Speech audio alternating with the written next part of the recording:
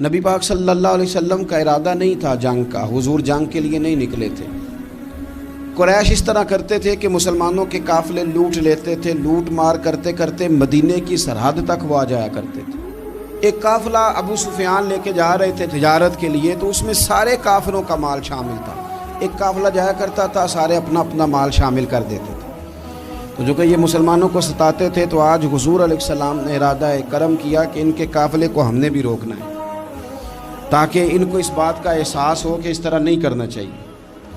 اس قافلے کے لیے نبی پاک صلی اللہ تعالی علیہ وسلم نکلے، جنگ کا تو ارادہ نہیں تھا۔ 313 لوگ حضور کے ساتھ تھے، اور سواریوں کی تعداد اس طرح کی تھی کہ بعض اوقات ایک سواری پر 3 لوگ سوار تھے، تو 2 آدمی سوار ہوتے تھے، تیسرا پیدل چلتا تھا۔ اور قربان جائیں، حضور علیہ السلام کی مساوات کا یہ عالم تھا کہ نبی پاک تھے، حضرت مولا علی تھے اور جناب زید تھے۔ 2 سوار ہوتے تھے، ایک پیدل چلتا تھا۔ جب 2 غلاموں کے سوار ہونے کی باری تھی، آقا کے پیدل چلنے کی باری تھی، حضرت علی نے اور جناب زید نے عرض کی حضور آپ بیٹھ جائیں، ہم پیدل چلتے ہیں۔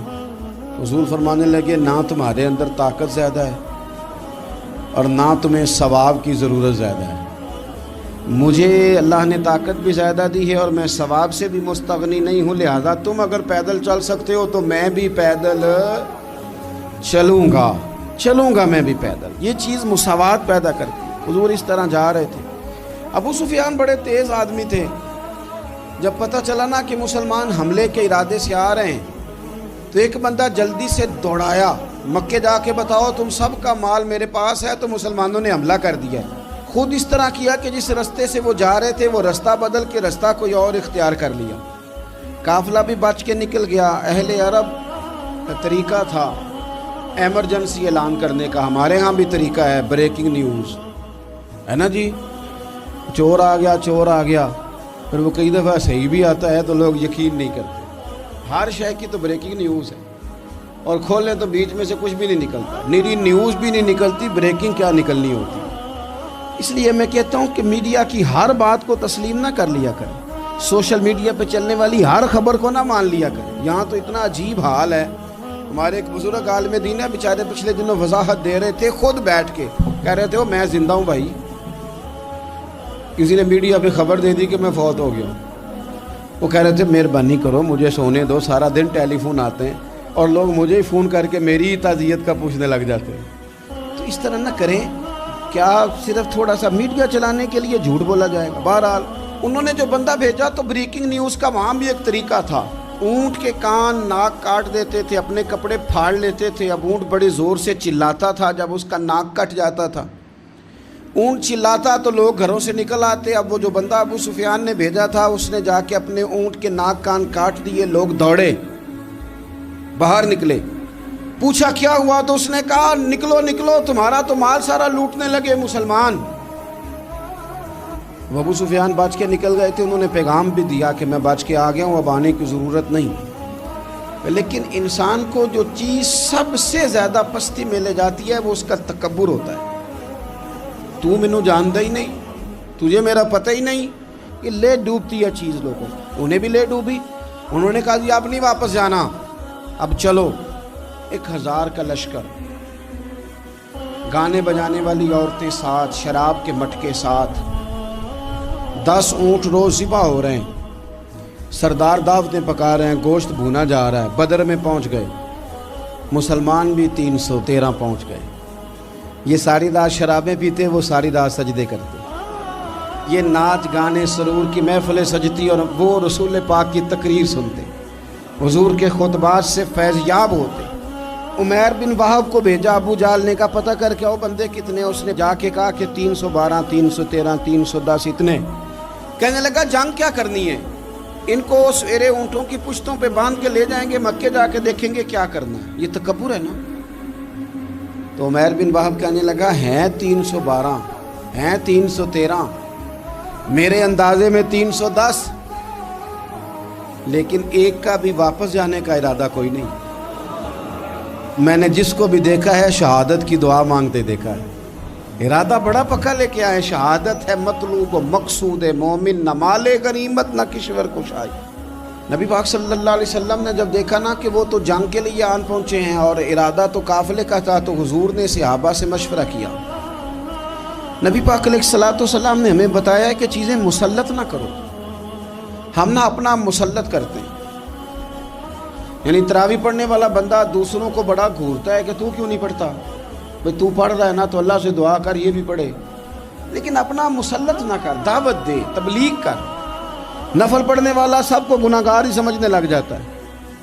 عصر کی پہلی 4 سنتے تو کیوں نہیں پڑھتا، تو کیوں. بھئی آپ مسلط کریں گے، آپ رائے دیں اور رائے دے کے سائڈ پہ ہو. مسلط کرنے کی تو اجازت نہیں. حضور کا تو حکم چل سکتا ہے نا، چلتا ہے نا. لیکن حضور نے بھی صحابہ سے پوچھا بھائی وہ تو لڑنے آ گئے ہیں، اب کیا کرنا ہے؟ تو حضرت صدیق اکبر کہنے لگے حضور کرنا وہ ہے جو آپ نے فرمانا ہے. حضرت عمر کہنے لگے حضور تلواروں کو تو زنگ لگ گیا ہے.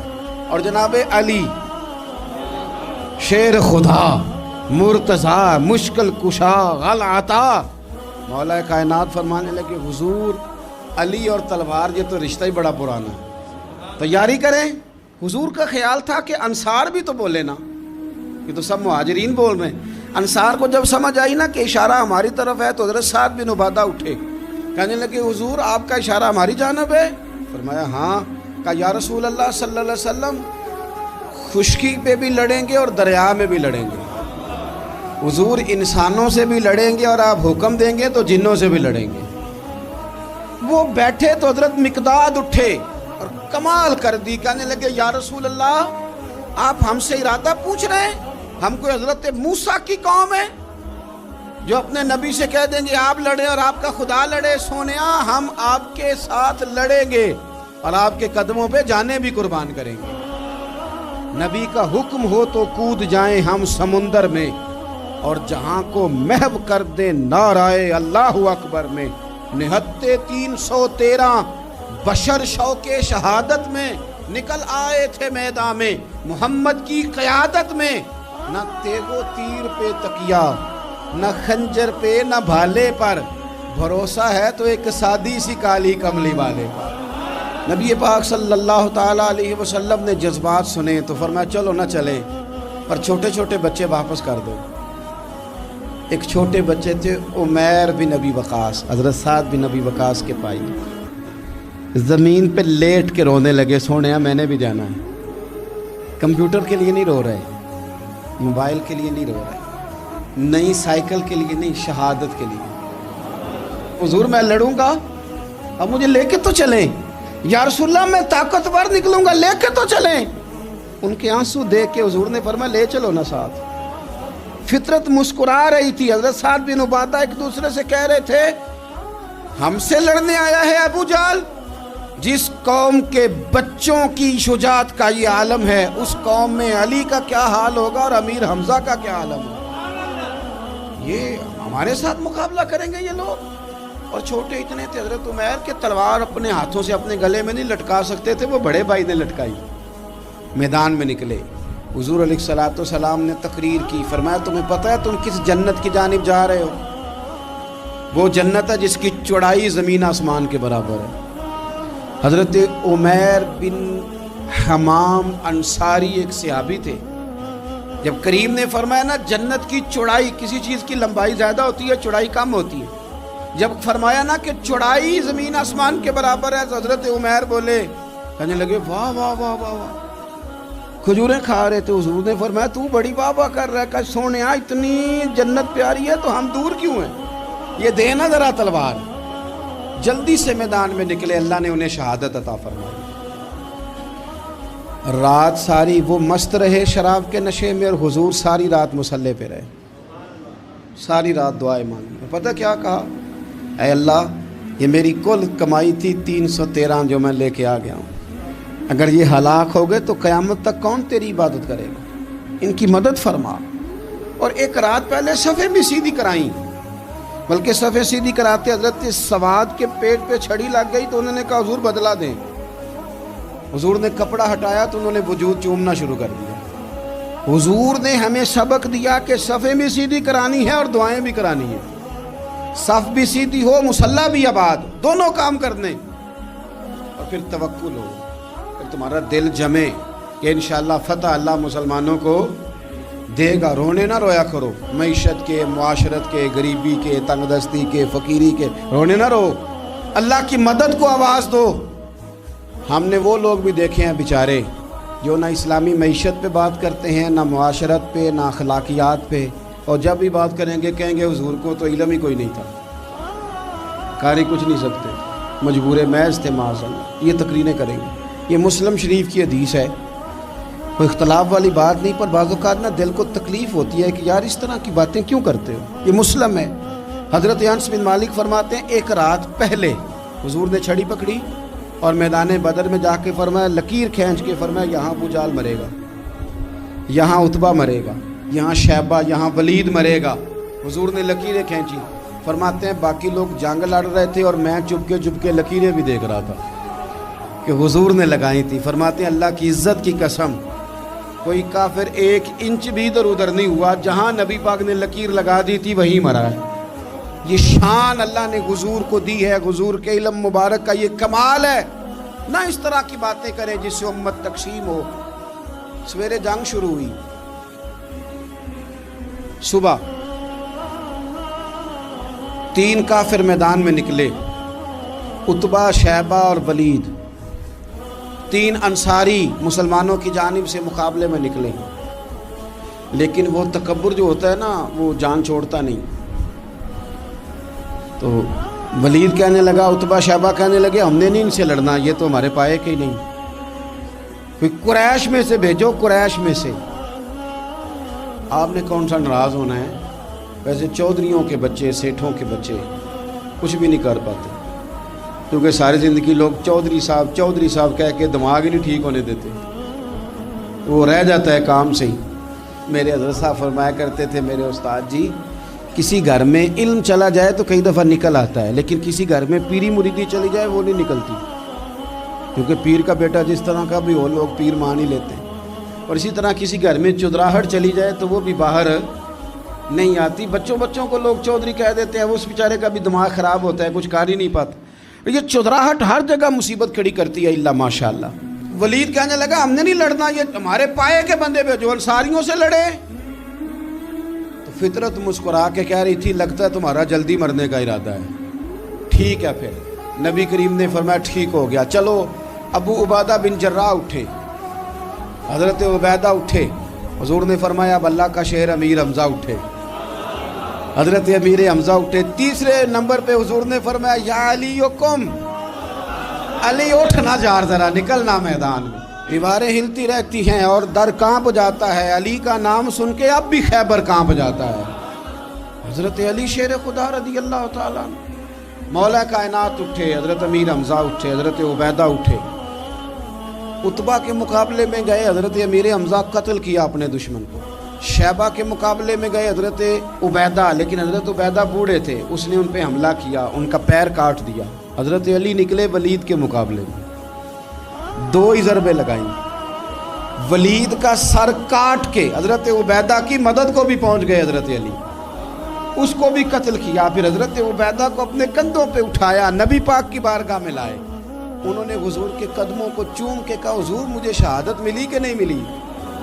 تو نبی پاک نے فرمایا رب نے تمہیں شہادت کا درجہ دے دیا۔ اب میدان میں جہاد شروع ہوا، لڑائی شروع ہوئی، لوگ نکلے۔ حضرت زبیر بن عوام بھی برچھی لے کے، ایک کافر نکلا، آس اس کا نام تھا، وہ سارا لوہے کا لباس پہن کے آ گیا، صرف آنکھیں نظر آ رہی، بڑے مسلمانوں کو زخمی کر رہا تھا، اب کیسے لڑیں اس کے خلاف؟ تو حضرت زبیر بن عوام کے ہاتھ میں برچھی تھی، بس آنکھیں نظر، اتنی زور سے اللہ اکبر کہہ کے برچھی ماری نا کہ اس کا آپ نے گلا ہی کاٹ کے رکھ دیا، ہر چیز اس کے دماغ سے باہر نکل آئی، زمین پہ تڑپا۔ وہ برچھی اتنی پسند آئی نبی پاک کو، حضور کو صرف تسبیح پسند نہیں آتی، برچھی بھی پسند آتی، حضور کو صرف تلاوت والا مومن نہیں، جہاد والا بھی پسند آتا ہے۔ اصل پتہ مسئلہ کیا ہے کہ مسلمان نا ایک چیز دیتے ہیں پھر اسی کا شکار اور دوسری کو چھوڑ دیتے ہیں۔ دین ہمہ پہلو ہے، آپ سجدے کی بات بھی کریں، جہاد کی بھی کریں، دونوں دین ہیں۔ اور یہ یاد رکھیں کہ اسی سے مسلمان مضبوط ہوتا ہے۔ حضور کو برچھی اتنی پسند آئی کہ آپ کو بخاری میں ملے گا، نبی پاک نے برچھی لے کے بطور یادگار کے اپنے پاس رکھ لی، پھر وہ برچی حضرت صدیق اکبر کے پاس رہی، پھر وہ برچی حضرت عمر کے پاس رہی، پھر حضرت عثمان کے پاس رہی، پھر مولا علی کے پاس رہی۔ میں ان لوگوں کو کیا کہوں جنہوں نے مکے مدینے میں نبی پاک کی یادیں مٹا دی۔ سونے نے تو صحابہ کی یادگار تلواریں بھی سنبھال کے رکھی، اور تم نے حضور نے جس کنویں سے پانی پیا تھا وہ کنواں ختم کر دیا، تم نے جہاں حضور نے غسل کیا تھا وہ جگہ ختم کر دی۔ کیا بات کرتے ہو صاحب، وہ جگہیں تو ہمارے لیے چومنے کے لائق تھی اور آنے والی نسل کو وہاں عقیدت کے پھول برسانے تھے۔ تم نے کیا سلوک کیا؟ جنگ آگے بڑھی، تلواریں چمکی، 2 چھوٹے بچے۔ او نوجوانوں، خدا را واپس لوٹو اپنے دین کی طرف۔ 2 چھوٹے بچے، اور یہ اس طرح کے لفظ ہیں، مجھے کیا لینے دو وہ دیسی تھے، مجھے کیا لینے دو پینڈو تھے۔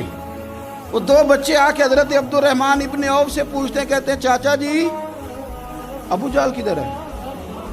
یہ لفظ ہیں حدیث میں، چاچا جی، چاچو کدھر ہے ابو جہل؟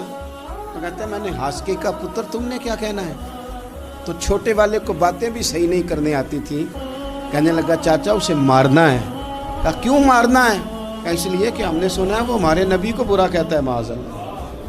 کہا تم اگر نام مار سکے تو چھوٹا کہہ رہا ہے، کہتا نام مار سکے تو مریں گے تو صحیح نا حضور کے نام پہ۔ حفیظ جلندری کہتے ہیں وہ کہہ رہا تھا مریں گے یا ماریں گے اس ناری کو، سنا ہے گالیاں دیتا ہے وہ محبوب باری کو، معاذ اللہ حضور کو برا کہتا ہے۔ میدان میں آئے دونوں، زور زور سے تلواریں ماری، گھوڑے سے گرا لیا ابو جہل کو۔ حضرت معاذ جو تھے بڑے والے، ان کا بازو کٹ گیا، تھوڑا سا گوشت سا لٹک رہا تھا۔ یہ نرم و نازک بچے ہمارے، یہ میدانوں میں کام کریں گے؟ جن کو تھکاوٹ ہوتی ہے، جو پیناڈال کی گولی کھا کے سوتے ہیں رات کو، بازو لٹک رہا تھا۔ حضرت معاذ نے اس پر اپنا پیر رکھا، جھٹکا دے کے اتار دیا۔ حضرت عبداللہ ابن مسعود کو کہا، انہوں نے گردن کاٹ دی ابو جہل کی۔ دونوں تلواریں لے کے حضور کے پاس گئے۔ چھوٹا کہتا ہے حضور میں نے مارا ہے، بڑا کہتا ہے حضور میں نے مارا۔ کہتا ہے نہیں تو پیچھے تھا، میں نے مارا ہے۔ وہ کہتے نہیں تو بعد میں آیا تھا، میں نے مارا ہے۔ فرمایا تلواریں دکھاؤ نا۔ جب تلواریں دکھائیں تو حضور فرمانے لگے تم دونوں نہیں مارا ہے، برابر کا ثواب ہے۔ جس کا بازو کٹا تھا کریم رسول نے فرمایا ادھر لانا بازو، وہ بازو لائے، حضور نے اسی جگہ رکھ کے نا دوبارہ لعاب دہن لگایا۔ حضرت معاذ حضرت عثمان غنی کے زمانے تک موجود رہے۔ فرماتے ہیں کٹنے سے پہلے طاقت کم تھی، جب حضور نے جوڑا ہے تو طاقت پہلے سے زیادہ ہو گئی ہے، پہلے سے زیادہ ہو گئی ہے طاقت۔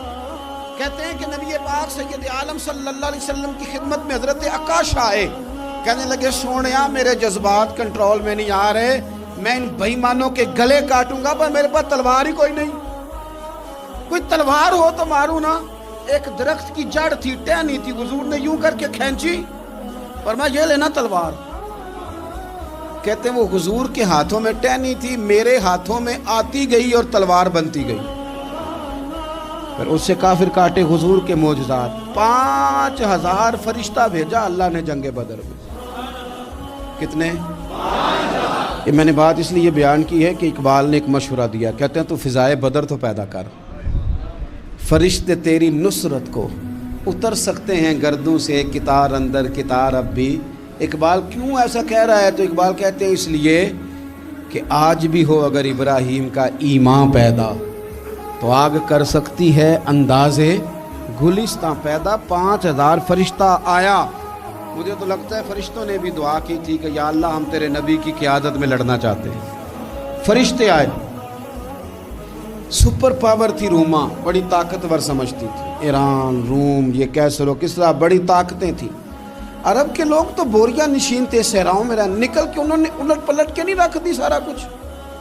علامہ اقبال سے کسی نے پوچھا تھا کہ مسلمان دوبارہ سے کبھی میدانوں میں آئیں گے؟ تو اقبال کہنے لگے ہاں ہاں ضرور آئیں گے، آئیں گے، یہ نکلیں گے۔ کیا کس طرح؟ کہنے لگے میں نے فرشتوں سے سنا ہے، نکل کے صحرا سے جس نے روما کی سلطنت کو الٹ دیا تھا، نکل کے صحرا سے۔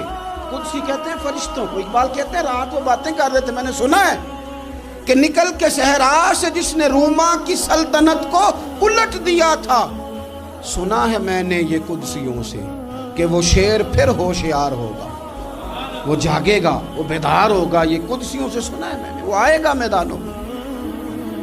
घुमसान का रंग पड़ा, अबू जाल कत्ल हुआ, उमैया कत्ल हुआ, कुछ देर के बाद मारा गया, अबुल बुख्तरी और उतबा और शैबा और वलीद बड़े बड़े सरदार कत्ल हुए, 70 काफिर मारे गए, 70 मुसलमानों ने कैदी बनाए, बाकी भाग गए और सामान छोड़ के भाग गए और घोड़े छोड़ के भाग गए, और जिसको इधर भागने का मौका मिला इधर भागा, कह रहे थे इनको बांध के ले जाएंगे, और जिसको इधर भागने का मौका मिला वो इधर भागा। पीछे से हज़रत साद बिन उबादा बोल रहे हैं, कहने लगे हमने तो सुना था मर्दों से मुकाबला है, तुम तो बीबियों से भी कमज़ोर निकले हो, क्या भागते हो। 14 मुसलमान शहीद हुए सिर्फ। 3 दिन हुजूर ने क़याम किया बदर में, कुर्बान जाएं। जंग का आगाज़ भी मेरे नबी के सजदे से हुआ और जंग ख़त्म हुई तो फिर करीम सजदे में चले गए। अल्लाह तेरी मदद आई तो काम बना, तेरी मदद ना होती तो कुछ ना कर पाए।